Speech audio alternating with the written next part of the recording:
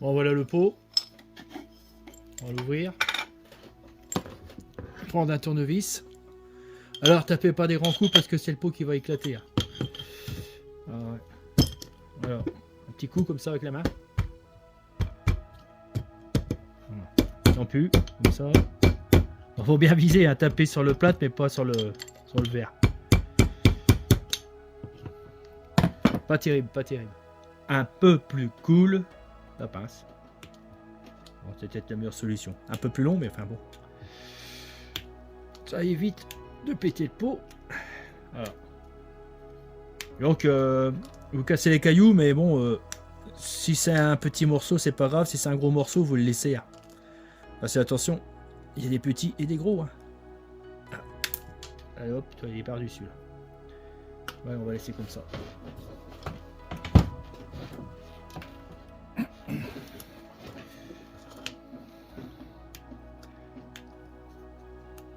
Le plus facile là, il est plus fin là. Plus facile à casser. Vous allez voir comment on fabrique des roches. Alors, selon les roches que vous voulez, si c'est des roches récentes ou je ne sais quoi,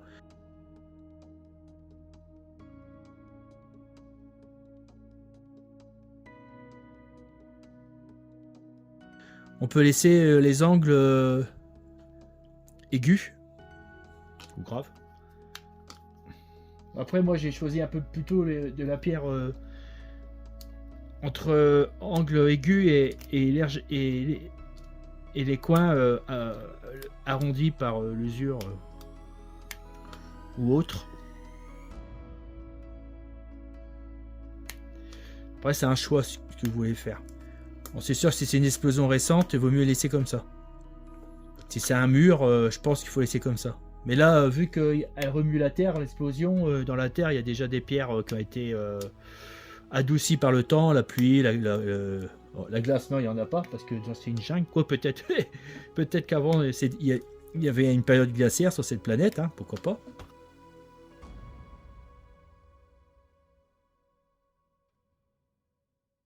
Comme chez nous, qui a eu pas mal d'événements chez nous.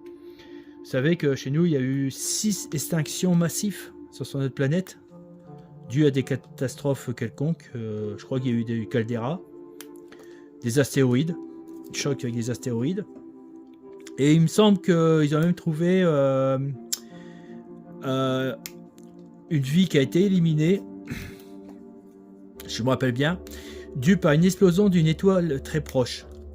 Donc je crois que la Terre a été bombardée par le rayon gamma, et ça ça a tué presque, je suis 90% de vivants sur cette planète.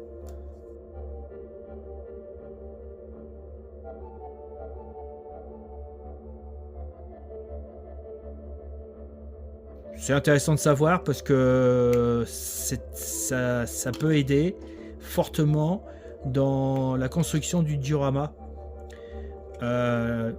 Oui, donc ça vous donne une idée et puis ce que vous allez faire, parce que si vous faites une planète quelconque, bon, ça sera un truc quelconque quoi.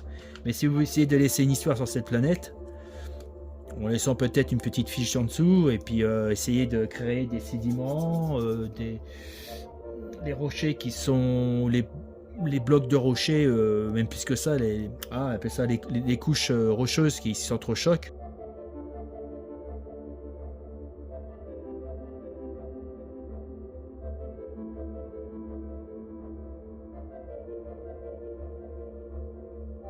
Vous voyez, ouais, ça fait ça à peu près. Et donc, ça laisse une histoire de la planète de votre imagination. C'est pas un truc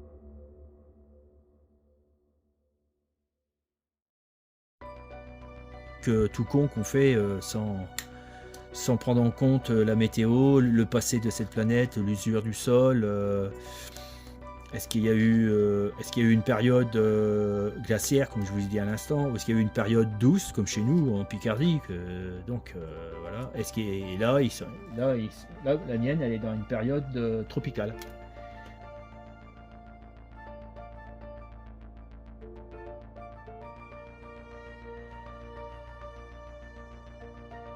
Et alors donc, est-ce que dans cette planète, il y a des plaques tectoniques qui avancent comme chez nous?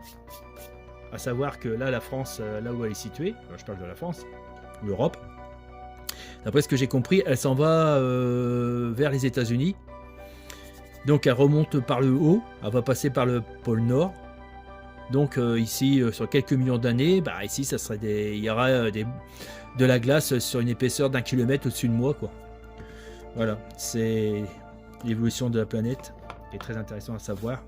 Oui, oui, il faut faire un peu de géologie, de tout, quoi, hein, pour en prendre en compte. Sinon, faire un diorama banal, bon, si c'est simpliste, je comprends. Enfin, simpliste, si c'est un bout de terrain, ok. Bon, enfin bon, ça peut aider. Alors voilà, ça, c'est un aspirateur, vous connaissez, c'est plusieurs fois que je vous fais voir. Et Centronic, enfin bref, il y a une tournade intérieure, là. Et ben, tous les rochers, enfin tous les blocs de plate, ils vont s'entrechoquer, vous allez voir.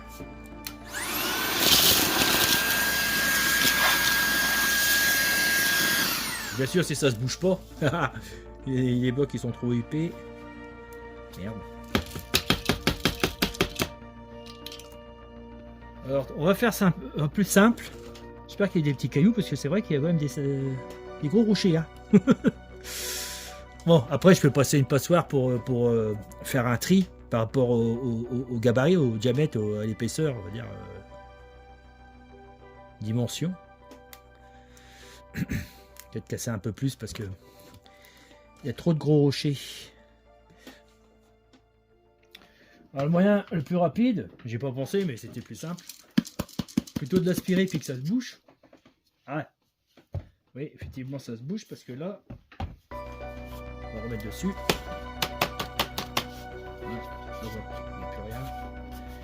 C'est le mettre directement à l'intérieur, hein. Ça sera le meilleur. D'ailleurs, regardez, il y en a une qui a bloqué le passage. Voilà. Ici. Comme ça, on va fermer la trappe. Putain, j'ai fermé la trappe exprès, enfin, vous m'étonnerez, ça va s'ouvrir. Et voilà, on va faire comme ça. C'est quoi ça? C'est un cheveu que j'arrive pas à prendre. Un cheveu de ma femme. Parce que moi, j'en ai plus aussi long. J'en avais, mais voilà, c'était une mode. Ok. Maintenant,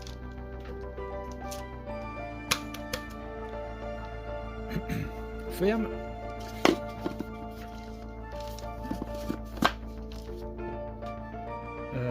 Je vais pas le renverser parce que sinon ça va. Si je le renverse, ça va partir dans le filtre. Alors, je vais plutôt le mettre comme ça, la tête en bas, et ça va tourner.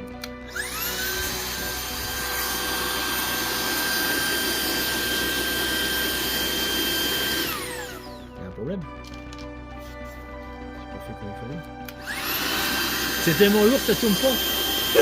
Merde. Ah, faut mettre en bas là. Merde. On va aider un peu.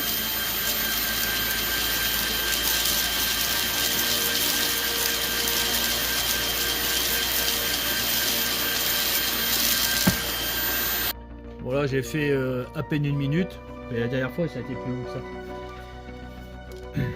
Sinon j'ai un autre aspirateur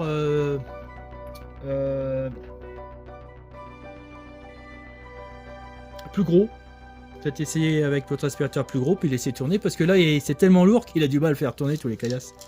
Dommage. Ce qu'il faut, c'est qu'il faut qu'il s'entrechoque. Ça s'entrechoque, c'est ça qu'il faut. Alors. Donc il y aura de la poussière, ça c'est clair, pas grand chose. Alors, encore un cheveu. Ah, là, là, là. Voilà, voyons voir. Ah, elle est pas mal, hein. Regardez. Oh, je le vois d'ici. Voyez? Regardez. Tout a disparu. Enfin, tout. Les pointes ont disparu, c'est très très bien. Voyez? Bon, c'est tellement qu'il faudra que je redonne encore un deuxième coup. Ça, c'est quoi ça? Ça, c'est un... Qu'est-ce que c'est ça? poubelle. Voilà. Bon, bah, ça a marché. Là, je vois. Non, mais je vois bien, hein, c'est nickel. Après, vous avez des plus petits. Pour les plus petits, il faut passer la passoire. Qu'est-ce que j'en ai fait de la passoire? Tiens, un moment que je l'ai pas vu. Ah, ça c'est pas bien. La passoire a disparu. Bon, elle est là. Voilà. Bah, je vous explique, hein, c'est facile, regardez. Alors d'abord, on peut pas faire de bêtises. Alors, j'ai récupéré ça, ça c'était... Tiens, un truc qui est intéressant là-dedans. Ça c'était, je sais plus ce qu'il y avait là-dedans. De la viande, je me rappelle plus, ou des légumes, je me rappelle plus. Ça c'est des trucs qui coûtent rien du tout. Vous récupérez ça dans les bacs de recyclage. Ou chez votre voisin le soir, hein, si vous en avez pas. Mais après, bah, vous le lavez. Voilà. Et de ce fait, après, bah, vous prenez un autre récipient. Et là, bah, vous pouvez passer. Voilà. Donc, vous gardez vraiment les plus gros, quoi. Si ça vous intéresse. Après, il y a des passoires qui les trous sont un peu plus gros aussi. Hein. Vous prenez un grillage que vous trouvez, un grillage un peu plus gros pour avoir les gabarits que vous voulez, quoi.